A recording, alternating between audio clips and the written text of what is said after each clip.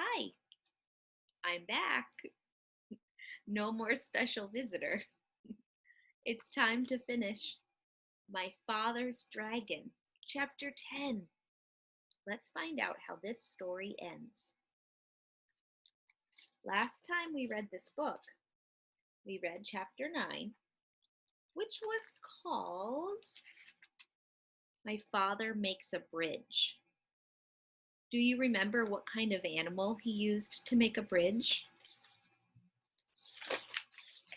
Alligators. He tricked them with lollipops on their tails. So smart. So chapter 10 is called My Father Finds the Dragon. I can't wait. Let's read.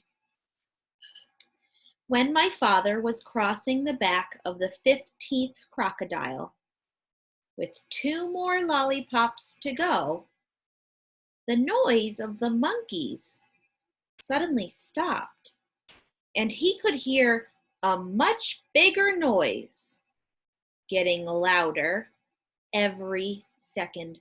Then he could hear 7 furious tigers and 1 raging rhinoceros and 2 seething lions and 1 ranting gorilla, along with countless screeching monkeys led by 2 extremely irate wild boars, all yelling, "It's a trick!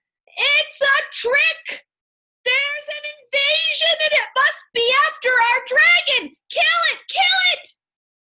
The whole crowd stampeded down to the bank. As my father was fixing the 17th lollipop for the last crocodile, he heard a wild boar scream, "Look! It came this way! It's over there now! See? The crocodile's made a bridge for it!" And just as my father leapt onto the other bank, one of the wild boars jumped onto the back of the first crocodile. My father didn't have a moment to spare. By now, the dragon realized that my father was coming to rescue him. He ran out of the bushes and jumped up and down, yelling, "Here I am! Here I am! I'm right here! Can you see me? Hurry, the boar is coming over on the crocodiles too! They're all coming over! Oh, please hurry, hurry!" The noise was simply terrific. There's the baby dragon.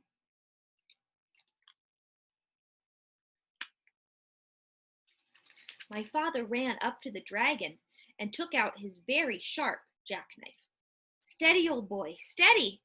We'll make it. Just stand still," he told the dragon as he began to saw through the big rope. By this time, both boars, all 7 tigers, the 2 lions, the rhinoceros, and the gorilla, along with the countless screeching monkeys, were all on their way across the crocodiles, and there was still a lot of rope to cut through. "Oh, hurry!" the dragon kept saying, and my father again told him to stand still. I'm cutting the rope.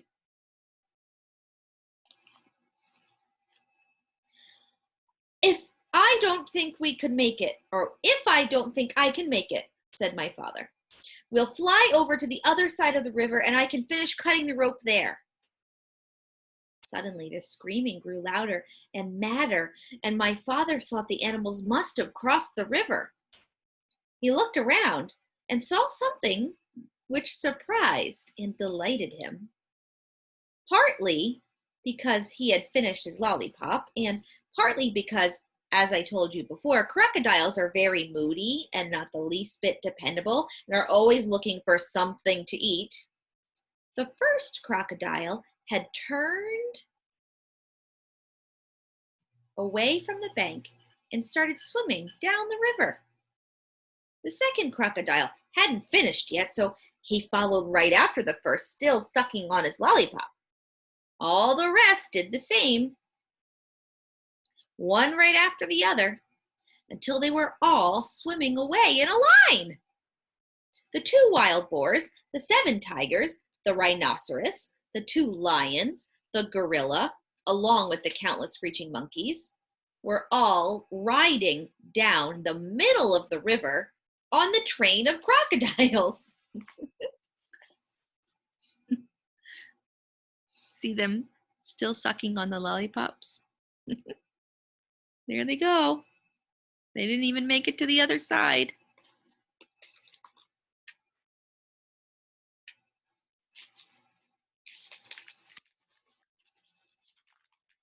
They were all riding down the middle of the river on a train of crocodiles sucking pink lollipops, and all yelling and screaming and getting their feet wet.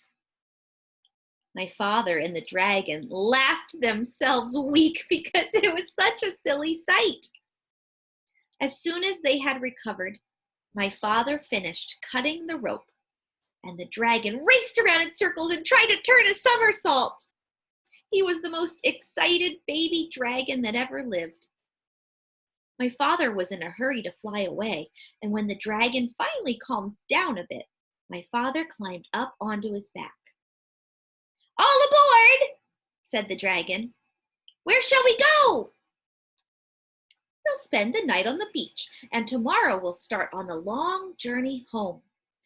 So it's off to the shores of Tangerina," shouted my father, as the dragon soared above the dark jungle and the muddy river, and all the animals bellowing at them, and all the crocodiles licking pink lollipops and grinning wide grins. After all, what did the crocodiles care about a way to cross the river? And what a fine feast they were carrying on their backs.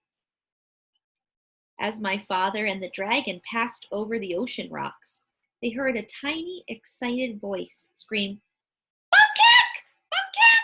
We need our dragon! We need our dragon!" But my father and the dragon knew that nothing in the world would ever make them go back to a wild island. Here they go. Finally safe. That's the end. Here's a map. You won't really be able to see all the details, but it shows the island of Tangerina. There's the town of Cranberry. There's the ocean rocks that go over to Wild Island, the big river. Maybe if I hold it close. You could even pause it if you wanted to look at it closely. So pause the video if you want to read what it says or look at the pictures. Now let me switch it. And then you can pause it on this picture if you want to read what it says on this page. Let's see if I can hold it for you. There. Lots of details on there. I hope you enjoyed it. Next week, we'll start a new book together.